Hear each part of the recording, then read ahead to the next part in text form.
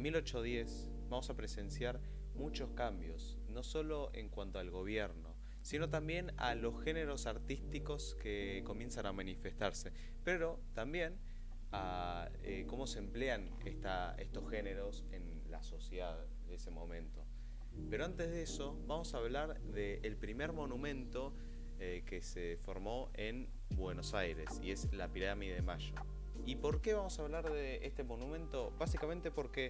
¿Y por qué vamos a hablar de este monumento? Bueno, va a ser porque es un acontecimiento muy importante dentro del arte plástico local, luego de quebrar vínculos con España. Y además, dentro de estas instituciones el proceso de aprendizaje era el copiado de cabezas.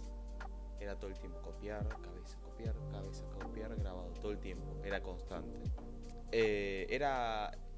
Este método era característico, un método por ahí más teórico, en vez de experimentar la mano del artista, era aprender del copiar y pegar de ese momento. Y esto va a ser muy importante en el siglo XVIII. Y después, más tarde, vamos a decir que los grupos sociales más adinerados del momento comienzan a reemplazar los retratos que tenían religiosos por retratos familiares, en los cuales los clásicos en los cuales estaba la persona ahí con su uniforme, la familia. Y esto se produce por los cambios que hubo en Europa. Y además lo que va a producir este cambio de retratos va a hacer que nuevos artistas europeos ingresen al Río de la Plata. Y estos artistas ofrecían trabajos en miniatura. Y la base de estas miniaturas eran utilizar los pigmentos como puntos dando formas. Esto se volvió muy popular. Esto se volvió muy popular durante la primera mitad del siglo XIX. Pero luego va a ser reemplazada por el daguerrotipo, que a diferencia de la primera ofrecía una copia muy realista de la figura humana. Estos dos tipos de arte en su momento eran muy caros. Y a partir de la década del 20 va a nacer un espacio de circulación y consumo, un consumo artístico novedoso. Pero también va a suceder un acontecimiento muy importante en 1829. Se elige a Juan Manuel de Rosas como gobernador de la provincia de Buenos Aires. Y esto es importante porque en 1832 va a pacificar las fronteras con los aborígenes. Y luego vamos a tener a uno de los artistas más reconocidos de Argentina, Carlos Enrique Pellegrini. Lo que marcaban sus trabajos era la tinta china, la acuarela, dando mucha rapidez y efectividad en sus cuadros. Y además vamos a tener un acontecimiento muy importante que son las fiestas mayas. Tenían un gran despliegue y además tenía mucha producción detrás. Y además detrás tenía mucha producción estas fiestas. Aunque más tarde con las guerras venideras estos gastos que se emplean en las fiestas se iban a reducir para concentrarse lamentablemente en los conflictos bélicos. Pero los trabajos materiales que se trabajaran en estas celebraciones iban a mantenerse vigentes. Sin embargo, a diferencia de como ya antes hablamos en la cultura griega, en los concursos, en los torneos, donde los ganadores tenían un renombre dentro de la sociedad que hasta el día de hoy sigue vigente, no va a ser el caso de estas fiestas que ocurrían en Argentina. Muchos artistas siguen siendo anónimos a día de hoy, aunque en algunos casos hubo excepciones en las cuales fueron reconocidos y hasta tuvieron sus propios locales. Aunque en estas celebraciones vamos a ver a otros artistas, al igual que Pellegrini, que llegaron a fines del 20, pero empezaron a trabajar profesionalmente a los 30, o Jacopo Fiorini o Descalzi. Y es interesante cómo en las obras trabajadas con Pellegrini se nota el gusto y la gente que participaba también dentro de estas fiestas. Durante este periodo vamos a encontrarnos que los artistas mencionados antes como Descalzi y Fiorini van a comenzar a dar clases particulares a nuevos alumnos. Podemos decir que la modernidad en Argentina inició en 1921 y 1924 con la llegada de las vanguardias europeas, acabando en una posmodernidad que comienza a principios de los 80 con la llegada de la nueva imagen y de la transvanguardia. Y la Argentina llega a un punto en el cual el arte occidental se mantiene firmemente en el país.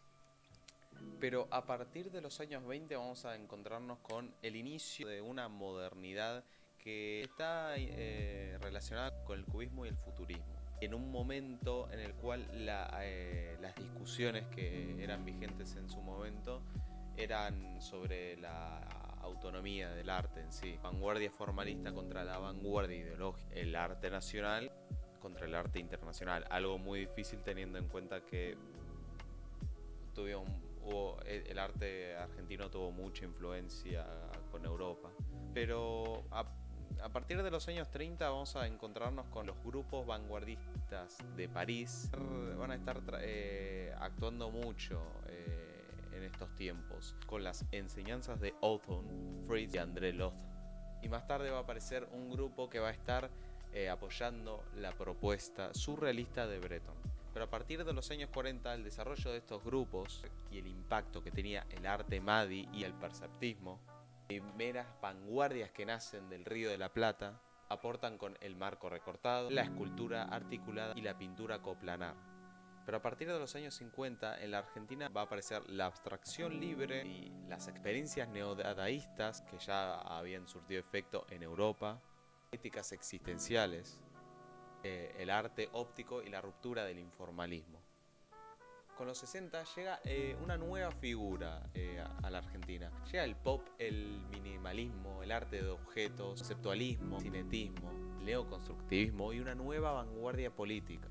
Y a partir de los 60 van a llegar dos protagonistas principales: el arte conceptual y variante de los realismos críticos. Pero más tarde, en los 80, va a llegar la nueva imagen, Pattern and Decoration, movimiento artístico feminista y bad painting. Pero también traen diferentes versiones de la transvanguardia, un constructivismo renovado, más abstracto. Pero llegando a los 90, todo el neo y post-pop, conceptualismo, la geometría y el arte latinoamericano van a ser más visibles, van a expandirse más allá de las fronteras y van a tener mayor relevancia, van a ser reconocidos por países internacionales. Y vamos a dar inicio a los vectores. Con el primer vector tenemos el arte argentino. Viene siendo el nombre de este arte nacional al cual solo lo caracteriza por las obras que son exclusivas de dicho país. Tenemos la capital de Buenos Aires, que tiene como un privilegio en cuanto a lo que viene en las obras artísticas, donde se nota más en concreto por ahí las referencias europeas. Y después tenemos lo que se le conoce como el interior, los interiores, que son se le denominan así las provincias, donde todo es más tal vez abarcativo. Durante los años 20, la vanguardia neocriolla va a ser impulsada por Zul Solar, que es un pintor argentino que vuelve a Buenos Aires en 1924, luego de haber tenido una larga estadía en Alemania y otros países de Europa. Recientemente habíamos mencionado los grupos vanguardistas cerrados de París. Pues Antonio Berni nos va a presentar una teoría centrada en el arte y la política, sobre la discusión de un nuevo realismo. Con esto, en 1936 va a empezar a publicar textos sobre el nuevo realismo, demostrando sus diferencias con el realismo socialista. Berni nos habla del nuevo realismo como una vanguardia latinoamericana proveniente del muralismo de México a países como Brasil y Argentina. Entre Entre los años 40 y 50 vamos a tener el arte degenerado, que lo que va a hacer es actualizar las discusiones que se estaban teniendo sobre la vanguardia. Mientras que la asociación arte concreto, el grupo MADI y el percepticismo van a tener entre ellas mucho debate, discusiones, exposiciones, demostrando sus diferencias. Y en el quinto vector vamos a notar que el arte radical va a ser el protagonista de este momento. Artistas como Alberto Greco, sus cuadros orgánicos, sus objetos y sus performances. Y ya para el sexto vector, están obsesionados con un pop similar al de Nueva York y Londres. Sin embargo, muestran un panorama complejo donde la vanguardia es eje y controversia. Una vanguardia con un conceptualismo que se extiende propio y firme desde 1965. Una vanguardia entre la estética y la acción que va a estar vigente hasta la obra de Tucumán Arde en 1969. Esta vanguardia va a tener su espacio en el Instituto Di Tella. También va a tener su centro de artes visuales. Y los enfrentamientos de este vector van a desembocar en 1968 con el suicidio de toda una generación de artistas. El séptimo vector se convirtió en la década de mayor violencia social en la Argentina. Uno de los artistas, Víctor Grip, realizó obras domésticas con herramientas simples, como un pan y una mesa de cocina. En el octavo vector, entre los 80 y los 90, va a producirse una mezcla del funcionamiento de las vanguardias, y esto va a dispersar los debates. Para la Argentina van a ser décadas de gran producción, ya que los artistas que habían sido exiliados van a volver a la Argentina. Con la transvanguardia y la posmodernidad traen y arraigan los debates y aparecen nuevos artistas.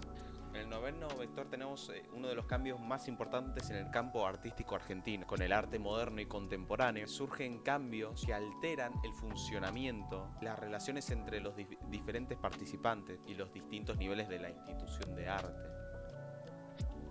En estos textos pudimos descifrar que la expresión artístico del espacio se puede entender cómo manejamos ese espacio y cómo lo transformamos y qué sentimiento queremos generar. Cambiar la distribución de este espacio y jugar con él. Podemos usar como ejemplo el barrio de La Boca. Cuando llegaron nuevos artistas a este barrio, lo que quisieron hacer es darle una identidad que sea diferente al resto de los barrios que tenían una infraestructura similar a la de Francia, pero querían darle algo distinto. Así que lo que terminaron haciendo es distribuir colores a todas las casas de este barrio, dando un toque natural. Ninguno de estos colores son invasivos. Los artistas que llegaron a La Boca trajeron el arte a su barrio, dejando su huella en la ciudad, llegando a tal punto que se convirtió en un centro turístico. Rodrigo Alonso habló de las identidades territoriales, de las tradiciones locales y cómo éstas se convierten en experiencias contemporáneas. Esto lo podemos ver en el barrio, cómo este territorio, este espacio se convierte en una identidad. Y la experiencia que te genera a vos, te está dando un mensaje este espacio, este territorio. Y al final estos artistas que querían dejar una marca en su barrio terminó siendo una marca en la ciudad de Buenos Aires.